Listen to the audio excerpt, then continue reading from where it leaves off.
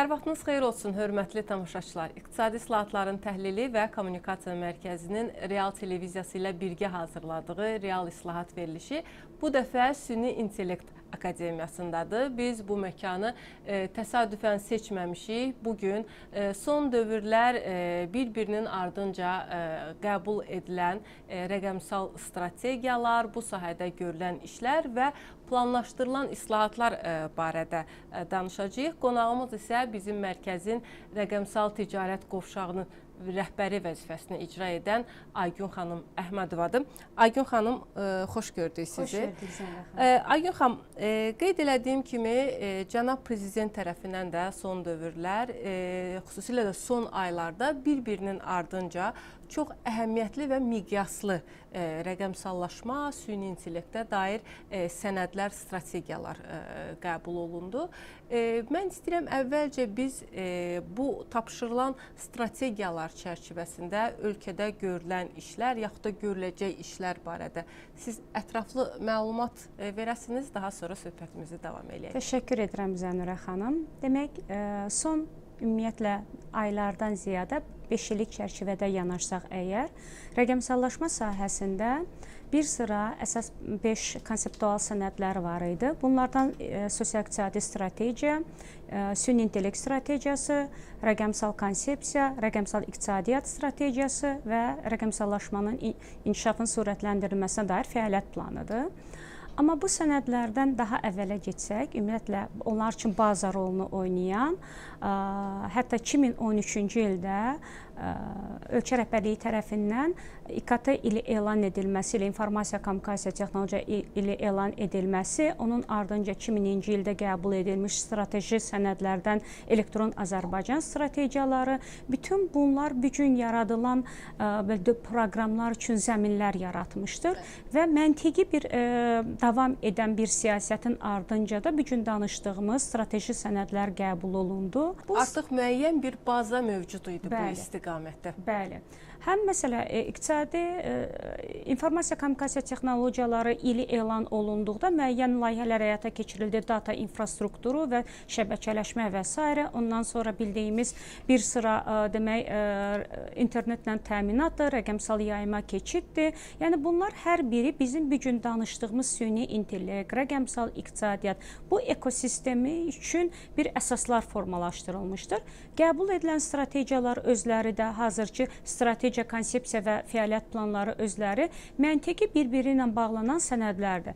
Burada hardasa 150-dən çox tədbirlər ehtiva edir və bu tədbirlərin özlərinin fokus sahələri də eyni qrup altında, sektorlar altında. Məsələn, kiber təhlükəsizlik, insan kapitalının formalaşdırılması, normativ hüquqi bazanın formalaşdırılması, rəqəmsal infrastrukturun inkişafı, dövlət sektorunda rəqəmsallaşmanın təmin edilməsi bu cür prioritet sektorlardır. Və onu da əlavə qeyd edək ki, bu proqramların ardınca da yeni proqramların qəbul edilməsi məntiqi olaraq davam edə bilər. Çünki süni intellekt strategiyasının özündə prioritet sektorların süni intellektin tətbiq edilə biləcəyi prioritet sektorların müəyyən edilməsi müəyyən tapşırıq kimi qoyulub. O prioritet sektorlarının çərçivəsində də hər bir dövlət orqanları üçün həmin o sektorlar üzrə fəaliyyət planları qəbul olunacaq və buradan da bir-birinin ardınca ola bilər ki, zəruri olaraq bu sənədlərdən, zərurətdən irəli gələrək müəyyən bir fəaliyyət planlarının qəbul edilməsi və bu siyasətin davamı olaraq müəyyən tədbirlərin müəyyən edilməsi gözləniləndir. Eyni zamanda vurğulamaq istəyərdim ki, dövlət qurumlarında aparılan bu süni intellektin tətbiqi, informasiya texnologiyalarıdır, kiber təhlükəsizlik üzrə proseslərin daha koordinasiyalı həyata keçirilməsi və nəzarət mexanizmi gücləndirilməsi üçün cənab prezident tərəfindən çağırış elan olunmuşdur ki, hər bir dövlət qurumunda süni intellekt, innovasiya və kiber təhlükəsizlik üzrə demək, səlahiyyətli şəxslərin müəyyən edilməlidir. Bunun ardınca da Rəqəmsal İnkişaf Şurası yaradılması ilə bağlı fərman imzalandı. Bu fərman çərçivəsində Rəqəmsal İnkişaf Şurasının yaradılması və onun burada dövlət qurumlarından ibarət olan bir şura olacaq. Eyni zamanda işçi, ekspert, universitetlərdən, alimlərdən ibarət olan işçi qruplar formalaşdırıla bilər ki, bunlar da qarşıda duracaq problemlərin həlli və bu proseslərin daha sürətli keçməsi və nəzarət olunan bir sistemlə davam etdirilməsi üçün bir zəmin formalaşdırır. Bu strategiyaların, dövlət proqramlarının bir neçəsini də Cənab Prezident monitorinq və qiymətləndirilməsini bizim mərkəzə tapşırılıb. Mən istəyirəm bu monitorinq qiymətləndirmə prosesinin strategiyanın icrası barədə, strategiyanın icrasına verdiyi töhfədən danışaq. Yəni düzdür, bir qədər nəticədən danışmaq təbii ki, hələ tezdir, amma biz indiki proses haqqında hansı məlumatı təqdim edə bilərik tamaşaçılara? Son dövrlərdə qəbul edilən demək olar ki, bir çox proqramların Cənab Prezident tərəfindən etimad olaraq İqtisadi İslahatların Təhlili və Kommunikasiya Mərkəzinə monitorinq və qiymətləndirilməsi baxımından tapşırıqlar müəyyən edilibdir. Və bu monitorinq aparılan proqramlar çərçivəsində məsələn rəqəmsal iqtisadiyyatdır, rəqəmsal inkişafın sürətləndirilməsi fəaliyyət planıdır, süni intellekt strategiyasıdır, sosial-iqtisadi strategiya. Ümumilikdə belə proqramların sayı 25-dən çoxdur sektor əhatəli proqramlarla. Burada monitorinq və qiymətləndirmə ilə işlər bitmir. Çünki ümumiyyətlə bildiyimiz kimi hər bir dövlət proqramları qəbul edilərkən strategiya fəaliyyət planı fərqi yoxdur ki, onların məqsədlər üzrə hədəf indikatorları formalaşdırılır. Və bizim işimizdə bu qəbul edilən, strategiyada qoyulan hədəflər üzrə hər bir dövlət quruma tapşırılan tədbirlərin həmin hədəflər çərçivəsində özlərinin fəaliyyət planlarının, belə deyək də, indikativ planlaşmanın aparılmasıdır. Monitorinq prosesində təqdim edilən məlumatlar eyni zamanda icra səviyyəsiz yoxlanılır, qiymətləndirilməsi həyata keçirilir, qarşıya çıxan qurumlar tərəfindən problemlər dinlənilir. Əgər qarşıya çıxan problemlər qurumlar tərəfindən qeyd olunmasa belə, biz ümumən institusional bir yaddaş olduğu üçün bu problemlər, bu tədbirlərin icrasında ümumi olaraq, konseptual olaraq hansı problemləri görə biliriksə, burada əks etdiririk. Eyni zamanda beynəlxalq indekslərə, beynəlxalq reytinqlərdə, qlobal çağırışlarda müəyyən tövsiyələr var. Ölkələrə çağırışlar elan olunur həmin sektorlar üzrə. Mütləq ki, bunlar da artıq nəzərə alınır. Həm təkliflər təqdim olunanda, həm də monitorinq prosesində. Və bu tövsiyələr də mütləq şəkildə qurumlara həmin işlərin, qoyulan tədbirlərin daha effektiv icrası üçün təqdim edilir. Çünki həm qabaqcıl ölkələrin təcrübəsi, həm eyni zamanda bizimlə paralel inkişafı gedən və bu sahədə daha bizdən, məsələn, qonşu ölkələrdən, amma daha yaxşı nəticə əldə edənmi və yaxud da ki, onların harda səhvlərə yol verdiyini, bütün bunların əsasında bizim ekspertlər tərəfindən tövsiyələr formalaşdırılır. Bir neçə, bax, bu sahədə konkret görülən işlər barədə danışsaq, konkret bir neçə misal çəkə bilərikmi bu strategiyalar çərçivəsində? Çünki siz də birbaşa bu məsələyə məsul şəxssiz bizim mərkəzdə və bax, bu monitorinq, qiymətləndirmə, hesabatların hazırlanması hansı bir neçə konkret üçün töhfə verdiyimizə dair misal çəkə bilərik? Baxın, bizdə tövsiyələr hazırlanarkən ümumiyyətlə hər bir dövlət proqramının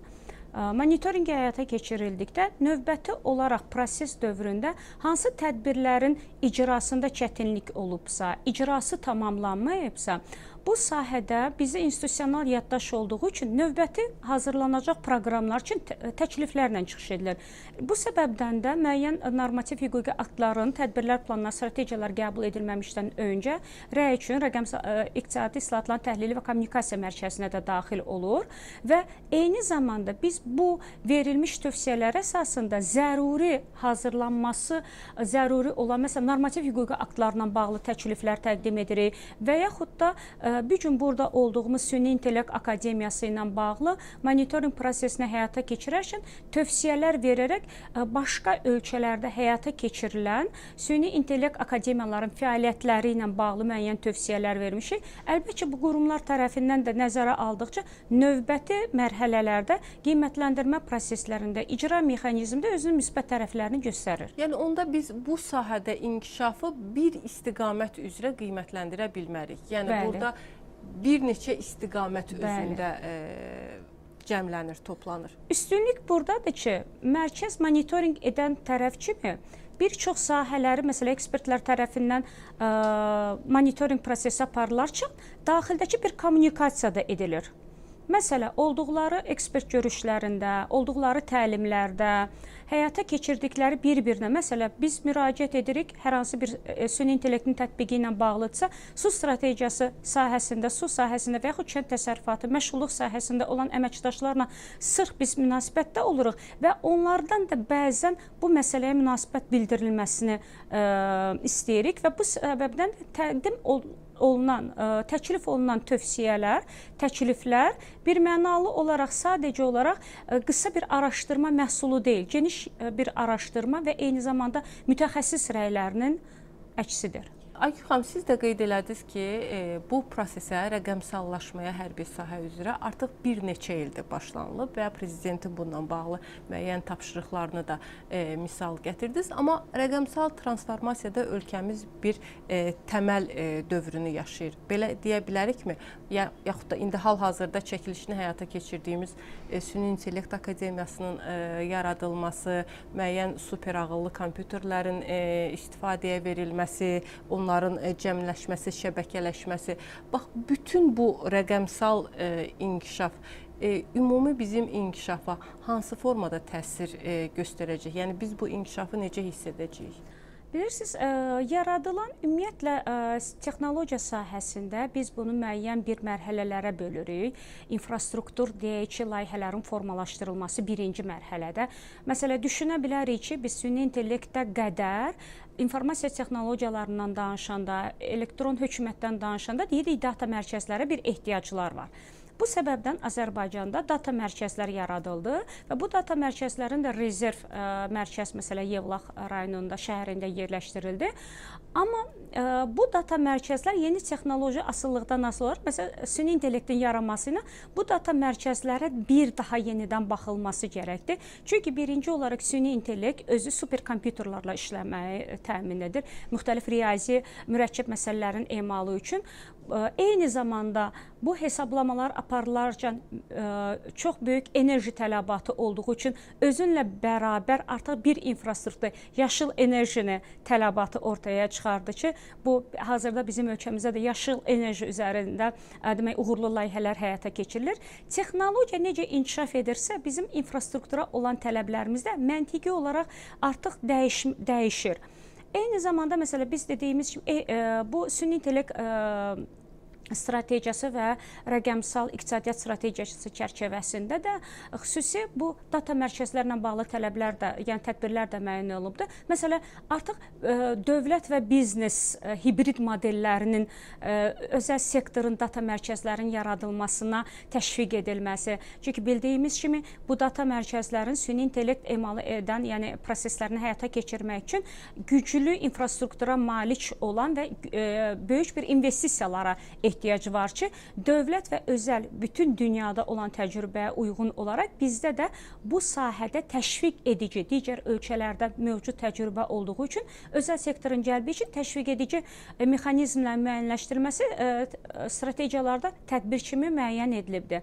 Eyni zamanda digər sahələrdə biz deyə bilərdik, açıq məlumatlar sahəsində olan, məsələn, open data infrastrukturunun inkişaf etdirilməsi.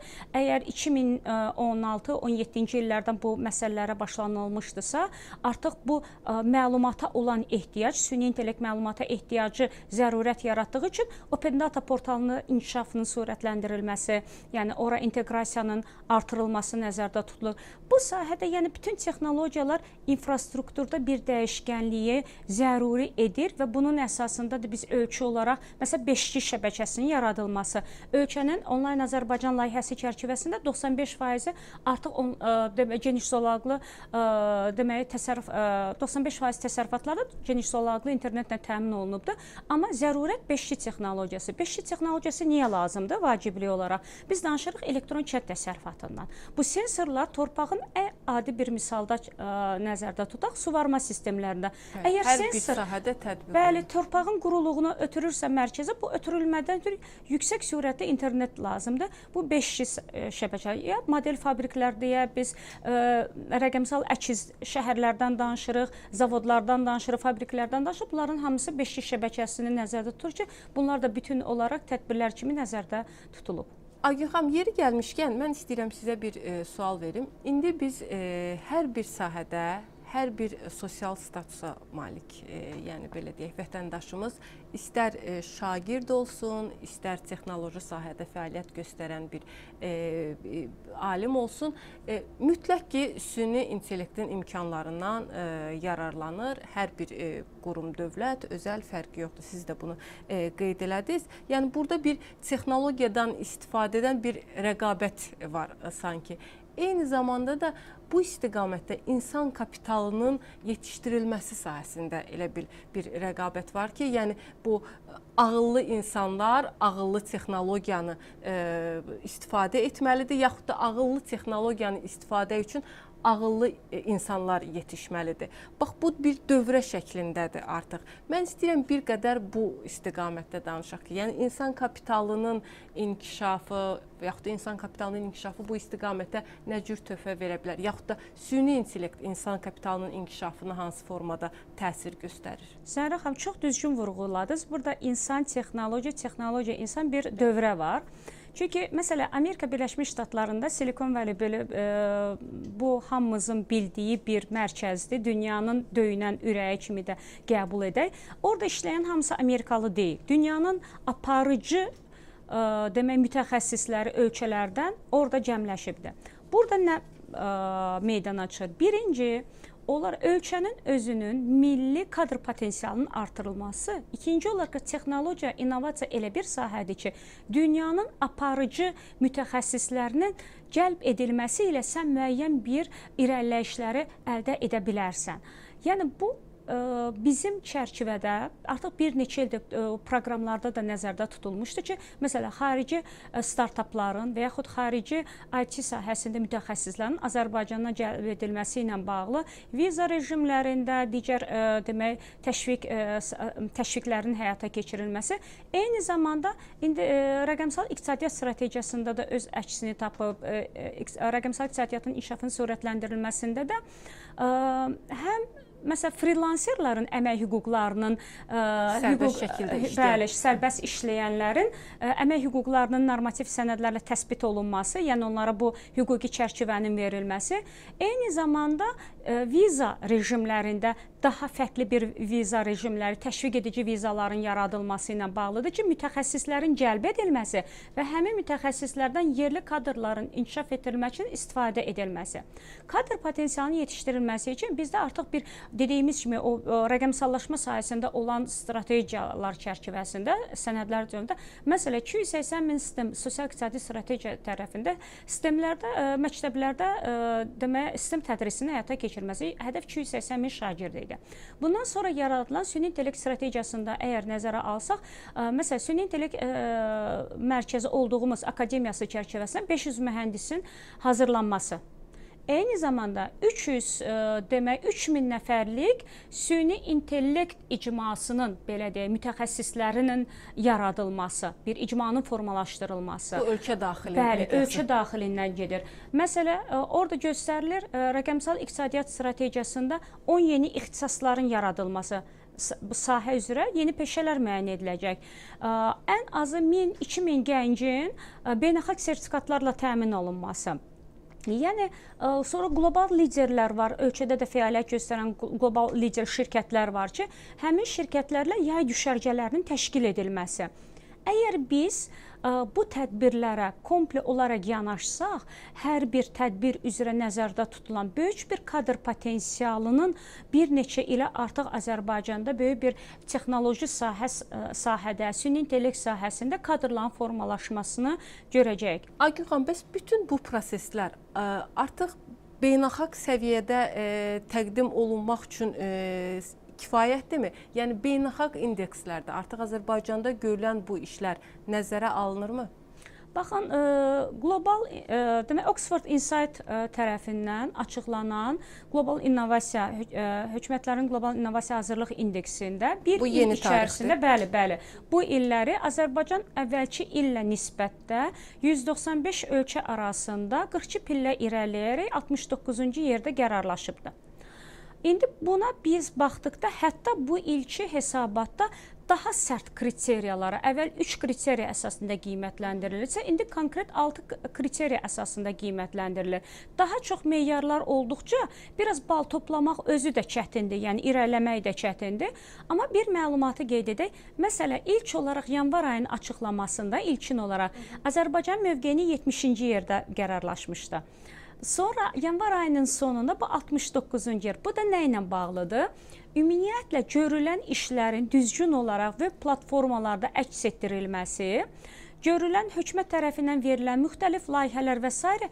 toplayan həmin o beynəlxalq ekspertlər tərəfindən məlumatları toplayarkən daha belə deyək ki, əlçatanlıq təmin olunduğu üçün ümumən bütün ölkələrin indekslərində yer dəyişmə oldu və Azərbaycan bir pillə daha da irəlilədi və 69-cu yerdə qərarlaşdı. Ümumiyyətlə, istənilən dövlət proqramlarının icrasında müəyyən vaxt üzrə də hədəflər olur da. Yəni, yaxın müddətə, orta müddətə və uzaq müddətə. Süni intellekt bizim həyatımızı bir növ hədəfə çatmaq üçün tezləşdirib.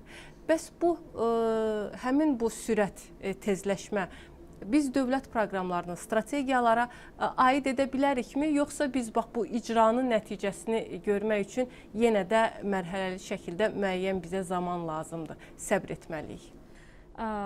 Qoyulan tədbirlər çərçivəsində əgər baxsaq ki, icrası süni intellektin bizim bu işlərə nə qədər təsir etməsi, əlbəttə ki, təsir edəcək. Çünki dövlət xidmətlərində tətbiqi ilə bağlı qoyulan bir sıra problemləri həm zaman, məkan məsələlərindən aradan qaldırır, eyni zamanda daha intellektual olaraq həllər təqdim edir, proqnozlaşdırma, qərar qəbul etmə. Amma bir məsələ var ki, biz deyərdik ki, qərar qəbul etmə bütün sektorlar üzrə dünyada da deyilir ki, birinci olaraq süni intellektdən keçir, ikinci qərar vermə əsas bu qlobal beynəlxalq reytinqlərdə, beynəlxalq təşkilatların da çağırışlarında ki, qərar verən sonda insandır. Yəni, hər bir halda qərar verməni insana bağlanılıbdır. Amma biz deyə bilərik ki, bəli, müəyyən tutaq ki, süni intellektin həlli ilə bağlı ola bilər ki, tikintisi belə uzun müddətə planlaşdırılan bir məsələlərdə və yaxud kadr potensialının yetişdirilməsinə bu gün süni intellekt platformalarının özümüz də istifadəçi olduğumuz bir çox tədris proseslərində və yaxud təlim özümüzün öyrənilməsi üçün istifadə edirik. Yəni, əgər düzgün istifadə ediləcəksə, burada məqam ümumiyyətlə istər iş yerlərində, məsələn, adi bir tapşırıq insan kapitalı ilə bağlıdır. Məsələn, rəqəmsal KOB sahələrində rəqəmsallaşma artırılması KOB işçilərinin də demək təlimlərə cəlb edilməsi nəzərdə tutulub. Yalnız bu sektor spesifik deyil, hər bir insanlar tərəfindən ömür boyu təhsildir. Bu asılı olaraq fokus sahəsində deyiləm deyib o prosesdən çəkilmək lazım deyil. Bir zamanlar bankomatlardan kartları hər kəs çıxara bilmirdi. Böyük əksəriyyəti indi yaşlılar artıq bunu mənimsəyiblər, özləri vərdiş ediblər. Yəni nəticə budur ki, bizə də bunu mənimsəmək üçün, düzgün istifadə etmək üçün və ən əsası da nəticə görmək üçün yəni bizə vaxt tələb olunur. Təşəkkür edirəm Aygün xanım, çox maraqlı söhbətimiz alındı. Mövzuya uyğun seçdiyimiz Süni İntellekt Akademiyasında sizi görmək bizim üçün çox xoş idi. Hörmətli tamaşaçılar, biz bugün rəqəmsal transformasiya, süni intellektin tətbiqi, bu sahədə qəbul edilən miqyaslı və əhəmiyyətli dövlət proqramları, fəaliyyət planları bu istiqamətdə danışdıq və eyni zamanda Azərbaycanda bu sahədə görülən işlər, gələcək üçün planlaşdırılan islahat tədbirləri, beynəlxalq təcrübənin nəzərə alınması, bax bütün bu mövzuları əhatə etməyə çalışdıq və real islahatı yekunlaşdırdıq. Yenidən görüşəcəyik. Salamat qalın.